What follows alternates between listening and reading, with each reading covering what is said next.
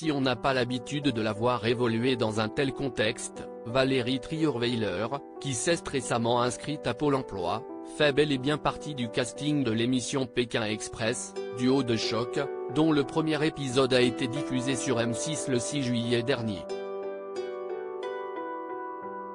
La suite du programme est à retrouver dès ce soir sur la chaîne, avec donc la présence de la journaliste, qui est venue sans son compagnon Romain Magellan. J'ai refusé, dans le passé, de faire plusieurs émissions de télé-réalité.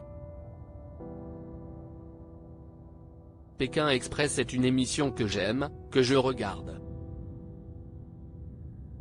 L'idée, c'était de partager cette aventure avec ma meilleure amie, avait-elle expliqué afin de justifier sa participation. Mais si elle semble très enthousiasmée par ce nouveau projet, elle a également évoqué son mécontentement dans les pages de gala concernant la manière dont elle a été présentée par le show. Car pour information, elle a été introduite comme ex-première dame, suite à son ancienne histoire avec François Hollande, président de la République française de 2012 à 2017. Ma carrière de journaliste politique n'est pas allée aussi loin qu'elle aurait dû. Elle a été interrompue à cause de ma relation. Mais je ne suis pas que ça, je suis encore journaliste et mère de 3 enfants, s'est-elle agacée. On se reparle, mais il est vrai que cette relation a beaucoup marqué les esprits. En septembre 2014, l'ancienne journaliste de Paris Match en parlait longuement à travers son livre Merci pour ce moment, alors qu'elle était séparée de lui depuis quelques mois suite à de multiples rebondissements dans leur couple, dont la liaison du président de l'époque avec l'actrice Julie Gaillet, avec qui il s'est marié depuis. L'ancienne première dame avait alors tenu des propos peu aimables à l'encontre de son ex-compagnon.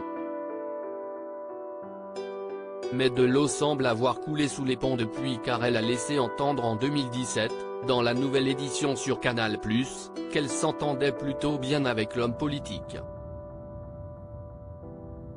Elle avait révélé avoir eu une larme de tristesse pour lui lors de sa passation de pouvoir avec Emmanuel Macron. Parce que je sais ce que la politique représente dans sa vie, avait-elle rajouté. Ce qui a conduit la journaliste à en dire un peu plus sur ses rapports amicaux avec François Hollande, et notamment sur leur rendez-vous en cachette. Rien n'est vrai dans ce que vous pouvez lire dans les médias. On se reparle, on s'est revu sans que quiconque le sache et on a échangé une demi-heure avant la passation des pouvoirs, a-t-elle confié, avant de rajouter qu'elle l'a sollicité par message afin de lui souhaiter bon courage avant la cérémonie. Elle décrivait notamment leur relation comme apaisée.